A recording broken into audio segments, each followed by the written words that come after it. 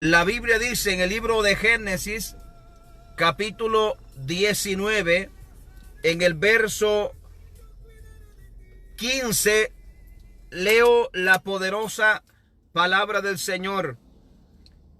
En el nombre del Padre, del Hijo y del Espíritu Santo. Y al rayar el alba, los ángeles daban prisa a Lot diciendo: levántate, toma tu mujer y toma tus dos hijas que se hallan aquí, para que no perezcas en el castigo de la ciudad. Leo una vez más. Génesis 19:15 dice: y al rayar el alba los ángeles daban prisa a Lot diciendo: levántate, toma tu mujer y tus dos hijas que se hallan aquí, para que no perezcas en el castigo de la ciudad. He titulado el mensaje de esta tarde: el día cero para Sodoma. El día cero para Sodoma. Hemos predicado los últimos 3 días acerca de Sodoma y Gomorra. Hemos hablado de este pasaje o de esta historia de 3 ángulos diferentes. Y quiero hoy centrarme precisamente en el día cero de Sodoma. Es decir, el día cuando, hermanos, ya no había marcha atrás. Cuando Dios había ya determinado que iba a destruir estas ciudades, Sodoma y Gomorra. Pero que llegó la hora, llegó el día, llegó el momento y no había, hermanos, nada más que hacer por esta ciudad. No quiero dejar de recalcar lo amplio que es Dios en misericordia, lo tardo para la ira que nuestro Señor y Salvador es, y que cuando se le agota la paciencia al Señor, cuando a nuestro Dios, hermanos, se le llega al límite la paciencia, yo quiero decirle que el hombre tiene que pagar las consecuencias. De hecho, la verdad central de este mensaje es que el pecado jamás quedará sin castigo. El pecado, y yo diría la perseverancia, la insistencia del hombre en el pecado jamás quedará impune. Dios, tarde que temprano, le va a pasar factura al hombre que, hermano, se revuelque en el pecado, que convive en el pecado, que se deleite en el pecado, que no busque el arrepentimiento, que no busca la forma de enderezar, hermano, su vida como la lleva. Tarde que temprano va a pagar las consecuencias. En esta hora, el tema es el día cero para Sodoma. Porque la Biblia relata que cuando llegó el momento, cuando llegó la hora, hermanos, que ya la sentencia estaba dictada, pero llegó el momento, el día cero es el día, o la mañana para ser exacto, donde Dios ha comenzado ya la cuenta regresiva. Cuando llegue el momento de que, hermanos, esa ciudad va a ser consumida por el fuego. Me llama la atención que previo al día cero, y déjeme darle la introducción precisamente basándome en ese momento, que antes de llegar ese momento, en la hora cero, la Biblia enseña, hermano amado, que estando Abraham en su casa, según Génesis capítulo 18, estando Abraham en su casa, recibe la visita de 3 ángeles que llegan y comparte con él. Él los recibe, los pasa, hermanos, a la casa, les da todas las atenciones, hermanos, que por cultura se daban en aquellos tiempos. Le lavó los pies, compartió comida con ellos. Y, hermanos, estos 3 ángeles que han llegado a la casa de Abraham, han llegado para primeramente decirle a Abraham la sentencia que hay sobre Sodoma y Gomorra, y que ya no hay marcha atrás, y que ya el pecado había sido tan grande, que ya la depravación había sido tan grande, que ya no había marcha atrás y que Dios iba a destruir esa ciudad. Luego de estar los ángeles ese día, llegaron a eso del mediodía, cuando el sol estaba más fuerte, llegaron a la casa de Abraham y dialogaron con él, ¿verdad? Los 3 mensajeros estuvieron con él allí por un rato, y luego de compartir con él, luego de hablar con él, que incluso, según Génesis 18, incluso a Abraham le rectificaron, le le reafirmaron, debo decir, le reafirmaron la promesa de Dios que de sus lomos haría una gran nación. Le reafirmaron la promesa de que Dios había dicho que tendrían un hijo heredero.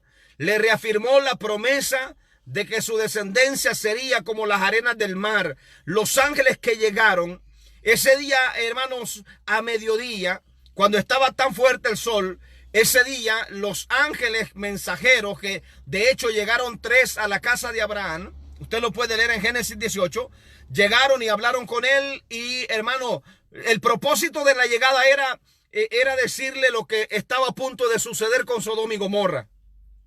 Porque Dios sabía que allí en Sodoma y Gomorra había, ¿verdad?, familia de Abraham, que estaba ahí su sobrino Lot.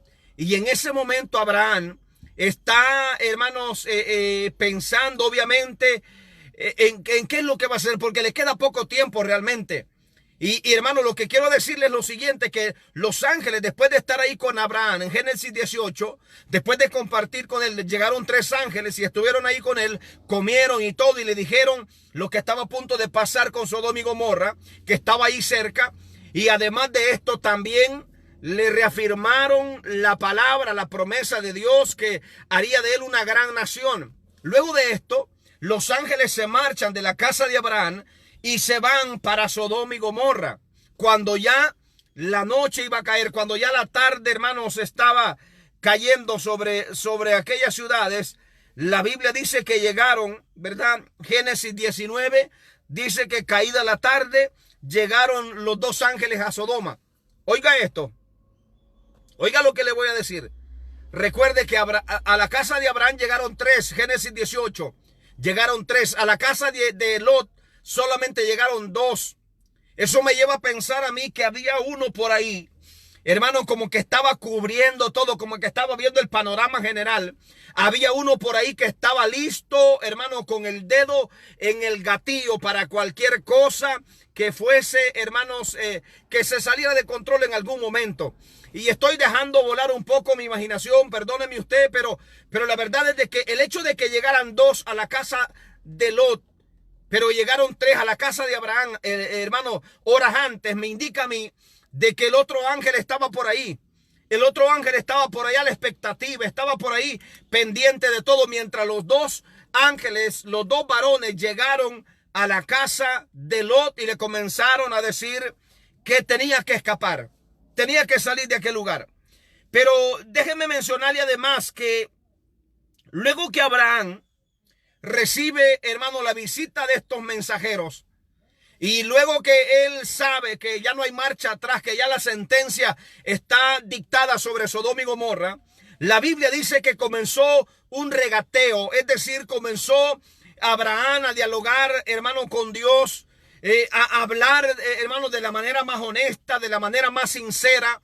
En ningún momento Abraham pretendía doblegar, hermano, la mano del Señor, no pretendía hermano, el que Dios hiciera algo contrario a la voluntad que ya tenía establecida, sino más bien, hermano, lo que Abraham estaba tratando era de en la medida de lo posible, ayudar cuanto fuera posible, pudieran escapar de la ira que venía sobre Sodoma y Gomorra. De tal forma que Abraham, cuando intercede o cuando está haciendo este regateo, hermano, con Dios, me llama la atención esto precisamente porque Abraham entiende, Abraham sabe y se lo dice al mismo Dios, de que no es que, hermanos, el justo va a morir junto con el impío. No es que, hermanos, el justo va a pagar o va a pasar las consecuencias del impío. Uno de los principios que sabe Abraham acerca de la fidelidad de Dios es que al justo Dios lo quita del peligro, pero deja al impío y al pecador que se quede ahí, hermano, por su propia voluntad, por su propia cuenta, por seguir su necio corazón. Pero el deber del Señor, hermanos, el deber de Dios siempre ha sido librar al justo. Lo hizo con Noé, lo hizo en este caso con Lot. Siempre Dios va a librar al justo del día de la ira, va a librarlo del día del problema, va a librarlo del día del juicio. Y eso es lo que sucede cuando Abraham comienza a hablarle de las cantidades de justos que pueden haber en esa ciudad y de que si puede esperar un poco más, que si puede perdonar, que si puede librar. Lo que Abraham al final entiende es que Dios es fiel y justo y que Dios no va a dejar a sus hijos en el problema. Dios no los va a dejar hundidos en la situación. Entonces, el tema es el día cero para Sodoma. Y estamos, número uno, analizando cómo Abraham entra en esa intercesión con Dios. Cómo Abraham, hermano, que recién ha escuchado la sentencia que hay sobre Sodoma y que no hay marcha atrás. Abraham comienza a preguntarse qué va a pasar con los justos que hay en esa ciudad. ¿Qué va a pasar con aquellos que, a pesar de que están en una ciudad perversa, a pesar de que están en una ciudad depravada, todavía en medio de esa ciudad depravada hay hombres justos? Eso me lleva a pensar a mí también que en este tiempo que vivimos, yo sé que hay gente en ciudades, en metrópolis grandes, donde el pecado ha aumentado, donde, mi hermano, la maldad ha crecido tanto, al igual que Sodoma y Gomorra, pero gloria a Dios, porque hay hombres y mujeres en esas grandes ciudades que todavía doblan sus rodillas al Señor, que todavía, hermano amado, se guardan para el Señor. En medio de una generación perversa, ellos y su familia, sus hijos, todavía se cuidan, todavía se consagran para el Señor.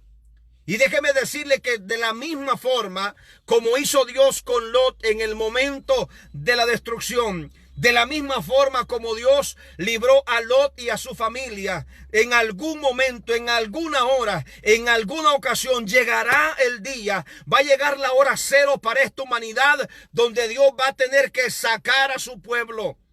Porque viene la ira de Dios sobre esta tierra. Dios va a tener que sacar a los escogidos. Dios va a tener que librar al justo de la tribulación, porque viene sobre este mundo la ira de Dios. Y debemos de sentirnos, hermanos, bienaventurados. ¿Sabe por qué? Porque Dios es justo.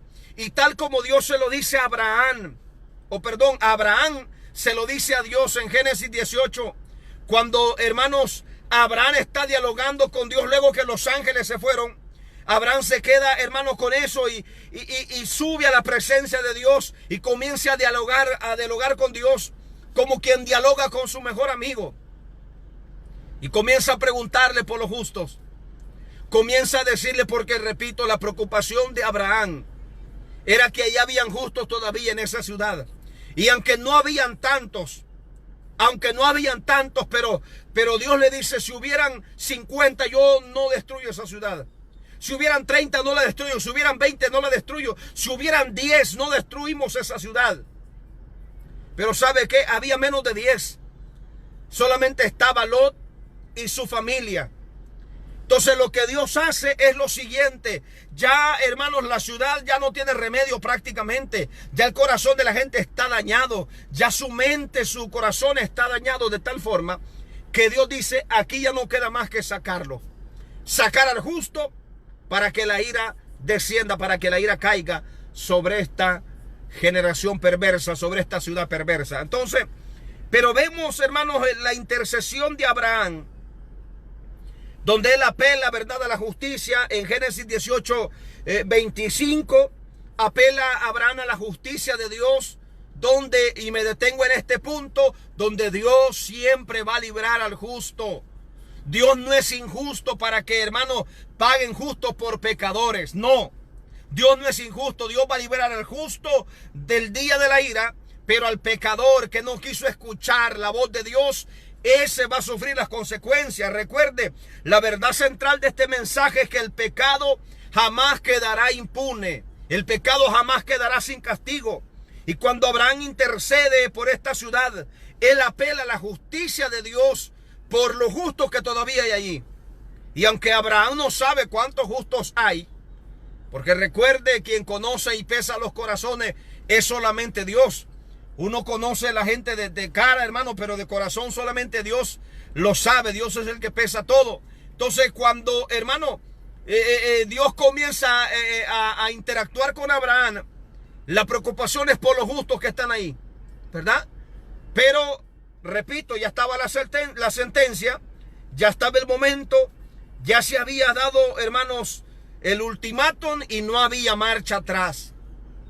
Pero veamos primero, número uno, veamos la intercesión de Abraham como, hermanos, el compromiso que el hombre y la mujer de Dios tiene de acercarse al Señor confiadamente, sabiendo que de Él podemos alcanzar misericordia. Cuando nosotros nos presentamos delante de Dios en oración por una situación, hermanos, que vemos que ya no hay marcha atrás, hermano, en algún momento, a última hora, nuestra oración puede tocar el brazo y detener, hermano, la ira de Dios, siempre y cuando esté dentro de su perfecta voluntad. Pero nuestro deber es clamar al Señor misericordia.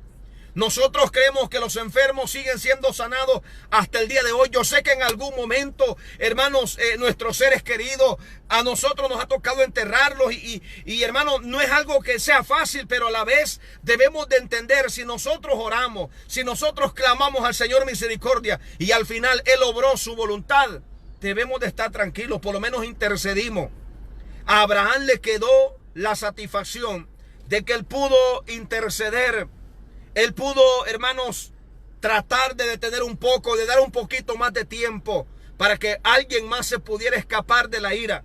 Si no hubo tiempo, si ya no hubo oportunidad, a Abraham le quedó la tranquilidad de que él había hablado con Dios, que él había procurado de que Dios diera un poquito más de tiempo, que Dios diera un poquito más de oportunidad, y ya no hubo. Pero por lo menos, gracias al Señor, la satisfacción de Abraham, y vemos, hermanos, cómo tiene efecto hermanos, la oración de Abraham o la intercesión de Abraham, que cuando Lot es sacado con su familia, eso se cumple, hermano, en la promesa del Señor, que el justo será librado el día de la ira, que al justo Dios lo va a sacar de la situación. La iglesia del Señor va a ser levantada, hermano. La iglesia del Señor, así como tomaron en algún momento, que lo vamos a ver a continuación, así como tomaron a Lot de la mano y lo sacaron de la ciudad, así mismo el Señor, nuestro Dios poderoso, va a tomar a la iglesia que ha comprado a precio de sangre a través de su Hijo Jesucristo para llevarnos a la boda del Cordero. Seremos sacados de esta tierra. Y este es el fundamento, hermanos, más fuerte porque nosotros predicamos que la iglesia no pasará la gran tribulación. No pasará la gran tribulación. Hay una mala interpretación de un verso de Apocalipsis donde, hermanos, pregunta el que ve la visión y dice: Juan, ¿estos quiénes son? Y escucha la voz del cielo que dice: estos son los que han salido de la gran tribulación. Según la traducción de nosotros, dice el Apocalipsis así. Pero de ahí mucha gente distorsiona y lo toma como un fundamento para crear una doctrina equivocada donde enseñan que la iglesia pasará la tribulación. Es un grave error exegético hacer doctrina de un versículo, y todos los teólogos lo saben. No se puede hacer una doctrina de un verso. Para que sea una doctrina fundamental de la iglesia, tiene que estar, hermanos, confirmada. Tiene que haber versos paralelos, lecturas paralelas en el resto de la escritura, para que pueda convertirse en el fundamento de una doctrina. Es más, le voy a decir algo. Ese verso de Apocalipsis que dice: estos son los que han salido de la gran tribulación, donde dice que Juan vio una multitud vestida de ropas blancas manchadas de sangre, de diferentes tribus, de razas, de lengua, y él pregunta y dice: ¿estos quiénes son?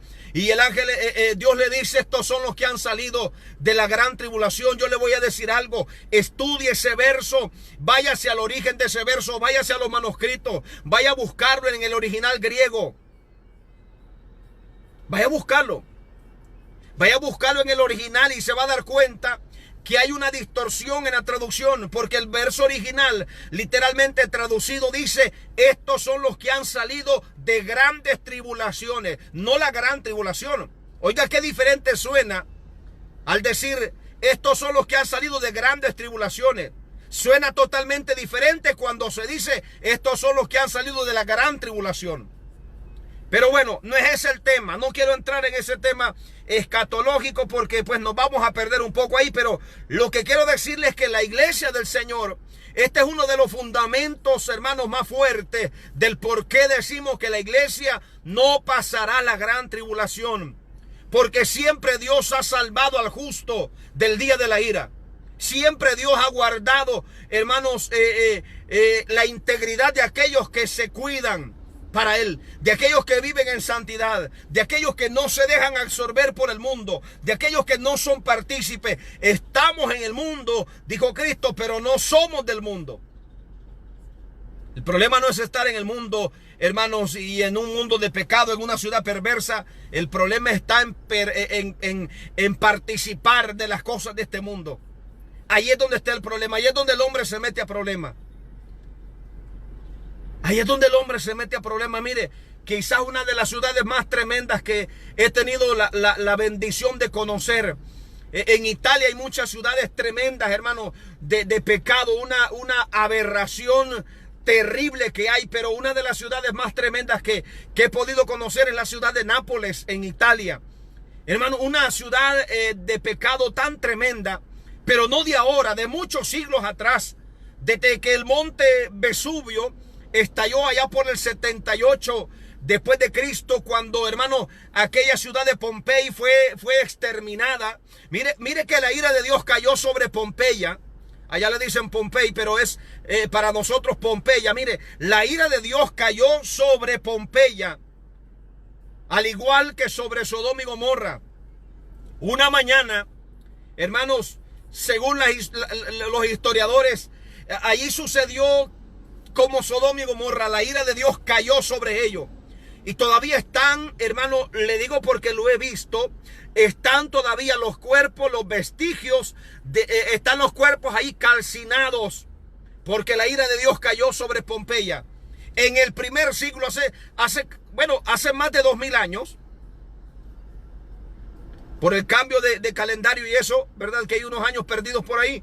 Podemos decir que hace 2000 años, hermano, ahí en ese lugar, en el pie del Vesubio, que está ahí la ciudad de Nápoles, muy cerca, ahí donde estaba Pompeya, ahí en ese lugar, eso quedó sepultado de ceniza, porque la ira de Dios cayó. ¿Sabe por qué?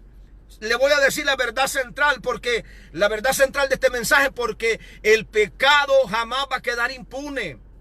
Para, hermanos, Pompeya, al igual que para Sodoma y Gomorra, se llegó el día cero, se llegó el momento. Mire, hermano, le voy a dar este dato para cerrar este preámbulo de Pompeya. Mire, según se sabe, en Pompeya es el lugar donde por metro cuadrado había más antros, más burdeles, más, hermanos, lugares de donde sexuales, pues había cualquier cantidad de lugares, una prostitución tan tremenda, hermanos, como le puedo decir que quizá de las más perversas que ha habido en el mundo en esos días en Pompeya. Yo creo que pudiéramos compararlo precisamente con Sodoma y Gomorra. Pues así estaba esa ciudad. Y todavía, al día de hoy, todavía se siente, se respira en los aires esos espíritus tremendos que están ahí, hermano. Y que la iglesia pasa tremenda guerra ahí en ese lugar. Enviamos saludos a la pastora Marixa, allá hasta Nápoles. La iglesia pentecostal Alfa y Omega, Padre, Hijo y Espíritu Santo, que está ahí en la ciudad de Nápoles. Mire, hermano, ahí hay una lucha tremenda. Oremos por nuestros hermanos para que Dios les ayude, para que Dios les fortalezca, para que Dios les guarde. Porque realmente no es fácil mantenerse. Pero, hermanos, al igual que Lot, yo sé que todavía tenemos gente fieles en estas ciudades. Todavía hay gente fiel, hermano, a Dios en medio de esta circunstancia. Yo sé que en Nueva York, yo sé que en Brooklyn, yo sé que en Queens, yo sé que, hermanos, en el Bronx, yo sé en Manhattan, yo sé que en todos esos lugares donde la perversión es tan fuerte, yo sé que todavía hay gente que se guarda para Dios. Y cuando la ira venga sobre este mundo, hermano, cuando la ira de Dios caiga sobre esta humanidad, ¿sabe qué es lo que Dios va a hacer segundos antes de que esto suceda? Va a sacar al justo. Va a tomar al justo de donde quiera que esté. Si esté en el campo, si esté en la casa, si esté en el trabajo, si esté en la ciudad, donde quiera que esté. El justo va a ser levantado, va a ser tomado, porque la ira de Dios va a venir sobre este mundo. Si no, también antes, sin que antes el Señor saque al justo de este planeta para librarlo del día de la ira. Hermano, esta es una victoria grande, hermano, el que usted y yo sepamos no es lo mismo pasar por diferentes tribulaciones, no es lo mismo pasar por luchas y pruebas, a que toque pasar la gran tribulación. La gran tribulación va a ser el momento, el episodio más terrible que esta humanidad habrá conocido en toda su historia. La hora cero o el día cero para Sodoma. Y hemos basado el mensaje en Génesis 19:15, donde dice la Biblia, Génesis 19, que al rayar el alba los ángeles daban prisa a Lot diciendo: levántate, toma a tu mujer y tus 2 hijas que hayan aquí, para que no perezcas en el castigo de la ciudad. ¿Y sabe qué sucedió a continuación? En los versos subsiguientes dice que le tomaron por la mano a Lot y a su familia y los sacaron de la ciudad. Oiga esto.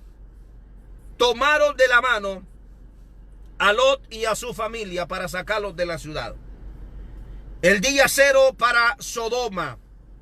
Número 1, vemos la intercesión de Abraham, de la cual hemos estado hablando ampliamente. Número 2, vemos también el rescate de Lot. Cuando llegue el momento, cuando, mi hermano, llegaron los mensajeros, porque ya no había marcha atrás. Mire, cuando se dan cuenta, según Génesis 19, cuando se dan cuenta los moradores de aquella ciudad, fíjese que es algo tan tremendo. Mire, el pecado había calado tan profundo en esta gente, en el corazón de esta gente, que dice la Biblia en Génesis 19, por cuestiones de tiempo no se lo leo, pero preste atención a esto. Dice de que todos los moradores de aquel lugar, desde el más pequeño hasta el más grande, dice la Biblia de que rodearon la casa de Lot. ¿Sabe para qué? Para sacar a los 2 varones que estaban ahí. Y le decían a Lot: queremos conocerlo. Y según la traducción, lo que le estaban diciendo: queremos tener sexo con ellos. Imagínense qué terrible, cómo estaba la mente de aquellos hombres. De tal forma que Lot dice: le doy a mis 2 hijas que no han conocido varón. Les voy a dar a mis 2 hijas para que hagan con ellas lo que ustedes quieran. Pero aquellos hombres dijeron: no, queremos esos varones que están ahí. ¿Sabe por qué Lot les ofrece sus hijas a aquella multitud enardecida que estaba ahí? Porque, hermanos, culturalmente en esos días, y todavía hay países que tienen esta cultura, de que la visita, hermanos, el que se ha recibido, el extranjero, el que tienen en casa, hermanos, van a hacer lo que tengan que hacer para cuidarlo, para protegerlo, para guardar la integridad física de esta persona que han alojado. Es bueno, hermanos, también rescatar este punto. ¿Sabe por qué? Porque el hospedar, en algún momento, como la palabra del Señor dice en otra lectura, muchos, sin darse cuenta, también han hospedado ángeles. El ser hospedador es algo, hermanos, realmente que agrada a Dios. Que agrada a Dios. Porque recuérdese, nosotros somos extranjeros también. Nosotros vamos de paso. Y en el antiguo tiempo había ciertas consideraciones para, hermanos, la viuda, para el huérfano y para el extranjero. Había ciertas consideraciones para este tipo de personas. Y cuando Abraham, en el capítulo 18, recibe la visita de los 3 varones, la Biblia dice que también Abraham los recibe, los pasa a la casa para comer y comparte con ellos. Después de que hablan con Abraham, después de que le dicen la sentencia que hay sobre Sodoma, se van ellos para la ciudad de Sodoma y Gomorra y llegan al atardecer, donde Abraham, según Génesis 18, llegaron a mediodía, pero cayendo la tarde llegaron a la casa de Lot. Y cuando Lot le dice que pasen a la casa de él a compartir, a comer, que va a preparar un banquete para ellos, al principio los ángeles, que ya no son 3, sino que son 2, porque dije, había otro por ahí que estaba a la expectativa, ¿verdad? La Biblia no da detalles, pero si llegaron 3, 2 de Abraham, y después a las horas llegaron solamente 2, donde estaba Lot, es porque había uno por ahí a la expectativa, vigilando el resto de la situación. Pero bueno, el asunto es que cuando Lot los invita a la casa, primeramente los ángeles le dicen que no, que se van a quedar ahí en la calle. Pero Lot insiste, porque también esto culturalmente era así. Cuando a usted lo invitaban a pasar a un lugar y usted al principio no quería, el que la persona insistiera para llevarlo y darle posada en casa significaba, representaba que usted era bienvenido, era bien recibido en aquel lugar.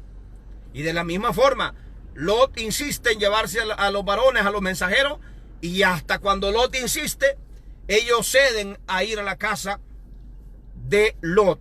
El asunto es que cuando están en la casa de Lot, aquella gente, hermanos, se comienzan a aglomerar para ir a ver a la casa de Lot porque querían sacar a los varones, querían sacar a los mensajeros y querían tener relaciones sexuales con ellos. Mire la perversidad de esta gente. ¿Sabe qué sucedió? Usted puede leer Génesis 18 y Génesis 19 para que pueda entender quizá mejor lo que estoy diciendo, porque a lo mejor no tengo la capacidad para tratar de transmitir el mensaje como usted lo pueda recibir de la mejor manera. Lea Génesis 18 y 19 y ¿sabe qué me sorprende a mí? Hablando de la aberración de la mente de esta gente, ¿sabe qué me sorprende? De que incluso cuando ellos trataron de forzar la puerta, que dice la Biblia que los ángeles intervinieron y dejaron ciego a aquella gente, ¿sabe qué sucedió? Aún ciegos buscaban la puerta para romperla.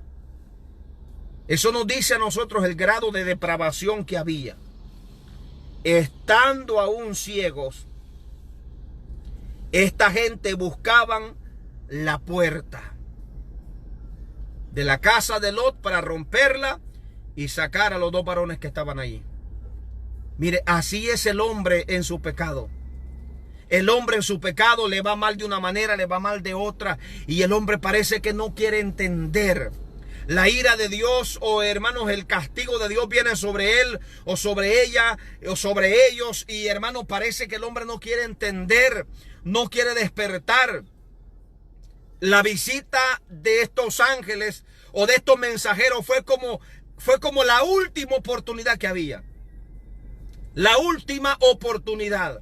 Si de allí entre aquellos hombres, si de allí entre aquellos varones hubiese salido uno nada más de ponerse del lado de Lot y de su familia, créame, se lo digo bíblicamente, que ese hombre se hubiese salvado. Se hubiese salvado. El problema es que estaban dañados de la mente, dañados del corazón, estaban tan depravados, tan metidos en el pecado, que era terrible. Era terrible. Y déjenme hacer una pausa en esto. ¿Sabe por qué? Porque ellos recientemente se supo de un cantante cristiano, por ética no voy a decir su nombre, pero usted sabe quién es, que se hizo o se declaró homosexual. La iglesia del Señor recibió un golpe fuerte. Fue una estocada para el cuerpo de Cristo. Fue una estocada para el cuerpo de Cristo. Pero ¿sabe qué es lo preocupante de esto? Yo posteé una imagen, quizás algunos la entendieron, quizás algo otro no, pero yo posteé una imagen donde dije lo lamentable de esto. Primero, pues hablando del golpe que recibió la iglesia del Señor, el cuerpo de Cristo, a causa de que este cantante cristiano, entre comillas, se declaró homosexual. Posteriormente se declaró que se retiraba del ámbito cristiano. El problema, mi hermano amado, va más allá de todo esto. ¿Sabe cuál es el problema? El problema es que tenemos una generación que está siendo, hermanos, formada, está conociendo a Dios por medio de los cantantes, por medio de los artistas, y no por medio de esta santa y poderosa palabra. Hay muchas generaciones que están, esta generación, perdone por el error, esta generación está conociendo, mucho de esta gente está conociendo a Dios por medio de los artistas como ese, y no por medio de esta palabra. Y eso sacude la iglesia de Cristo. Pero bueno, volvamos acá al tema. Y que realmente, aunque no estamos fuera del tema, este era el problema de Sodoma y Gomorra, la homosexualidad. Hermano, el que tenían relaciones con el mismo sexo, hombres con hombres, mujeres con mujeres, una depravación terrible. Y estamos viviendo ese tiempo, estamos viviendo esos días. Y el problema de todo esto es que ya hay leyes, hermano, que, hermano, le dan derecho a las personas del mismo sexo. Ya hay leyes en diferentes países del mundo donde quieren darle, hermanos, los mismos derechos que tiene un matrimonio a una pareja de homosexuales o lesbianas. Eso es una aberración, porque ellos pelean esa igualdad de derechos. Bueno, pero si pelean igualdad de derechos, bueno, por la igualdad de derechos hay que mandar unas 20 mujeres a descargar un camión de cemento como pues hay igualdad de derechos. ¿Por qué no lo hacen? ¿Sabe por qué? Porque como les conviene es que ellos lo toman. Pero bueno, el asunto es que cuando llega la hora, lo primero es la intercesión de Abraham. Lo segundo, el rescate de Lot. Cuando sacan a Lot de ese lugar y se lo llevan, le dice: tú no puedes quedarte aquí. Hemos venido para sacarte. La misión que traemos es de sacarte, porque la ira de Dios no va a caer en esta ciudad mientras tú estés aquí. Tienes que irte, tienes que moverte. Y se lo dicen, oiga, se lo dicen cuando ya están fuera de la ciudad, y le dice: sigue corriendo, porque no puede comenzar a caer el fuego y el azufre mientras tú no estés a salvo con tu familia. Por último, cuando viene el juicio divino, cuando comienza a caer el fuego y el azufre sobre aquella ciudad. En Lucas 17:32, sin dar mayores detalles, Jesús dice: acordaos de la mujer de Lot. Acordaos de la mujer de Lot. Eso fue todo lo que Jesús dijo. Acordaos de la mujer de Lot. ¿Sabe por qué? Porque lo leíamos en el mensaje pasado, según Judas capítulo 1, verso 7 por ahí, la carta de Judas antes de Apocalipsis. Las ciudades de Sodoma y Gomorra fueron dejadas como un ejemplo, como un testimonio de hasta dónde puede llegar la aberración del hombre, y como ejemplo también de que cuando la ira de Dios cae sobre el hombre, mi hermano, no queda piedra sobre piedra.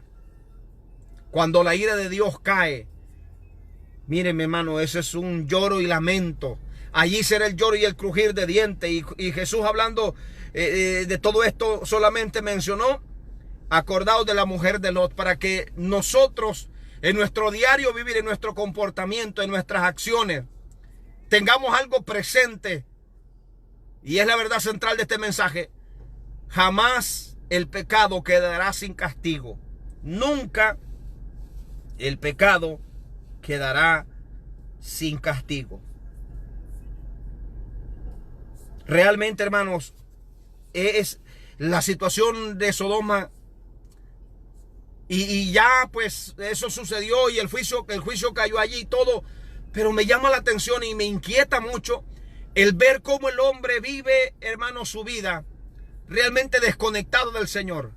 Y el hombre, hermanos, piensa de que nunca se le va a llegar la hora, que nunca va a llegar el momento cuando la ira va a caer sobre él. Déjeme decirle que Dios es amplio en misericordia, pero que también llegue el momento cuando la ira de Dios cae sobre el hombre y sobre la mujer. Vale, hermanos, la oportunidad para mencionar de que Dios nos va a librar a nosotros del día de su ira. Al justo Dios lo librará. Aquel que permanezca, hermano, y usted puede medir la justicia, usted puede medir la santidad. Sencillo, de una forma práctica y sencilla. ¿Sabe cuál es? Separado del mundo. Separado del mundo. Si usted está separado del mundo, si usted está en el mundo pero no participa de las cosas del mundo, si usted está, hermanos, en la colonia más perversa pero usted no es perverso, si usted está en la ciudad más terrible de pecado pero usted no participa de eso, usted se está guardando para el Señor. Y no tenga en poco eso que usted hace, porque llegará el momento cuando eso va a pesar para que los ángeles o hermanos, el Espíritu Santo le transforme en el día del arrebatamiento y salgamos de este mundo y que la ira de Dios comience a caer sobre esta humanidad. ¿Sabe qué dice la palabra del Señor? Segunda de Pedro 3:7 dice: pero los cielos y la tierra que ahora existen están reservados por la misma palabra, guardados para el día del fuego, del juicio y de la perdición de los hombres impíos. y la perdición de los hombres impíos. En esta hora, hermano, le motivo, le animo a seguir adelante, a permanecer. El día cero llegó para Sodoma y Gomorra. Le puse el ejemplo de Pompey. Llegó el día cero para Pompey, cuando la ira cayó sobre esta ciudad y quedó sepultada en cenizas. El juicio cayó. Fue algo tremendo, según la historia. Y así pudiéramos poner ejemplo cuando llegó el día cero también del diluvio. Mi hermano, arañaban la puerta del arca, rasgaban la puerta del arca queriendo entrar, porque había llegado el día cero. Y cuando comenzó a llover, esta gente quiso retroceder el tiempo. Yo quiero decirle en esta tarde de parte del Señor: el pecado no queda sin castigo, y la justicia de un hombre tampoco queda sin recompensa. La justicia de un hombre tampoco queda sin recompensa. Sigamos adelante, mantengámonos firmes al Señor. Usted no, mire, que no le interese quién se desanime, que no le interese quién participe del mundo, cuánto la gente se quiera contaminar con este mundo de pecado. Hermano, déjelos tranquilos. ¿Sabe por qué? Porque Dios es justo, y al que permanezca en justicia es al que Dios va a librar. Aquel que, hermanos, vendió sus principios y cambió todo por acomodarse a la corriente de este mundo, también recibirá su recompensa. Así que hacia adelante. Llega también el día cero para nosotros, así como para el hombre, para el mundo, para el pecador. Llega la hora cero en cualquier momento. El día cero va a llegar para este mundo. Para la iglesia del Señor también va a llegar el día cero. ¿Sabe cuál es? Cuando la iglesia sea levantada, cuando ya la espera termine, cuando ya los sinsabores de este mundo se acaben. Llegará el momento. Vale la pena resistir, vale la pena seguir adelante, vale la pena esperar en las promesas del Señor. Quiero llegar hasta aquí con el mensaje de esta tarde, bajo el tema que hemos predicado: el día cero para Sodoma.